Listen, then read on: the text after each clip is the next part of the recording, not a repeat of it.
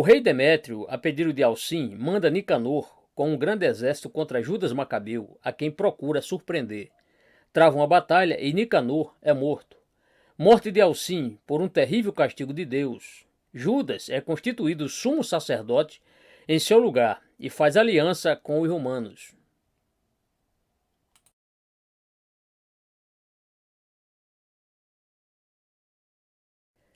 Ante essas queixas de Alcim, o rei Demétrio julgou conveniente, para a segurança do reino, não permitir que Judas Macabeu se fortificasse ainda mais, e enviou contra ele um grande exército, sob o comando de Nicanor, que com ele havia escapado de Roma e desfrutava grande prestígio perante o rei. Esse general partiu com ordem de não poupar um só dos judeus. Quando chegou a Jerusalém, no entanto, não julgou conveniente revelar a Judas o propósito de sua vinda. Resolveu agir pela astúcia e mandou-lhe dizer que não compreendia por que razão ele queria entregar-se aos perigos de uma guerra e que estava disposto a afirmar-lhe com juramento que nada devia temer, pois viera com os seus amigos apenas para lhe manifestar as intenções do rei, muito favoráveis à sua nação. Judas e seus irmãos deixaram-se persuadir por estas palavras. O juramento foi feito de parte a parte, e eles o receberam com o seu exército. Nicanor saudou Judas, e enquanto ainda falavam, fez sinal aos seus para que o aprisionassem. Judas, porém, percebeu-o e escapou. Assim foi descoberta a traição de Nicanor, e Judas só pensava agora em se preparar para a guerra. O combate travou-se perto da aldeia de Cafá-Salama, onde Judas levou a pior e foi obrigado a se retirar para Jerusalém. Um dia, quando Nicanor descia da fortaleza e vinha para o templo, alguns sacerdotes e anciãos foram à sua presença com algumas vítimas que diziam desejar oferecer pela prosperidade do rei Demétrio. Mas ele, em vez de recebê-las favoravelmente, proferiu blasfêmias contra Deus e ameaçou destruir o templo se não lhe entregassem Jerusalém. Assim, no temor de que se viram possuídos, tudo o que puderam fazer foi rogar a Deus com lágrimas que os protegesse. Nicanor foi acampar-se em Bet-Horon, onde recebeu da Síria um novo esforço.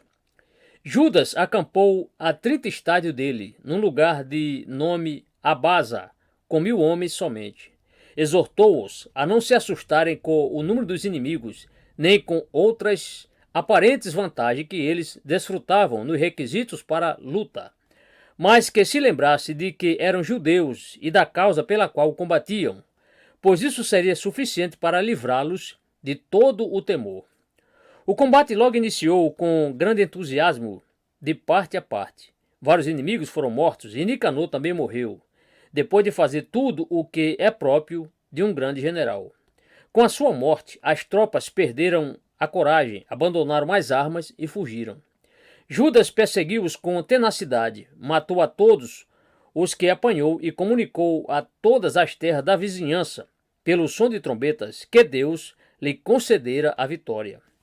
Os judeus, avisados por esse sinal, saíram imediatamente com armas, cortaram o caminho dos fugitivos e os atacaram. Não escapou um sequer dos 9.000 homens que formavam aquele exército. Essa vitória deu-se no dia 13 do mês de Adar, que os macedônios chamam de Distro. E nós celebramos essa festa todos os anos, a partir dessa data.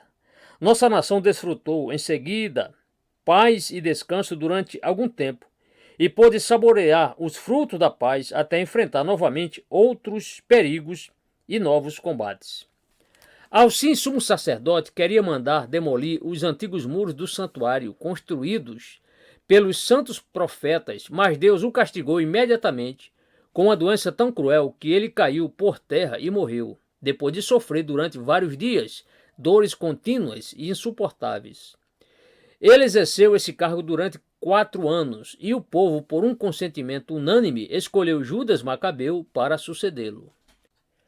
O novo sumo sacerdote, constatando que o poder dos romanos era tão grande que eles haviam submetido os gálatas, os espanhóis e os cartagineses, subjugado a Grécia e vencido os reis Peseu, Filipe e Antíoco, o Grande resolveu fazer amizade com eles e enviou a Roma para esse fim 2 de seus amigos, Eupotemo, filho de João, e Jasão, filho de Eleazar, com o fim de rogar aos romanos que os recebessem em aliança e em amizade e escrevessem ao rei Demétrio que os deixasse em paz.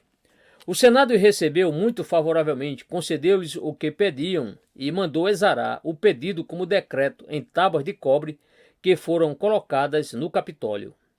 Deram-lhes uma cópia, cujas palavras eram estas: nenhum dos que estão sujeitos aos romanos fará guerra aos judeus, tampouco auxiliará os seus inimigos com trigo, navios ou dinheiro. Os romanos ajudarão os judeus com todas as suas posses contra os que os atacarem, e os judeus auxiliarão os romanos do mesmo modo, se estes forem atacados. Se os judeus quiserem acrescentar ou diminuir alguma coisa a esta aliança que contrai com os romanos, não o poderão fazer sem o consentimento de todo o povo romano, que deverá ratificá-lo. Essa cópia foi escrita por Eupotemo e por Jasão, sendo então Judas o sumo sacerdote e Simão seu irmão, o general de todo o exército. Esse tratado foi o primeiro que os judeus fizeram com os romanos.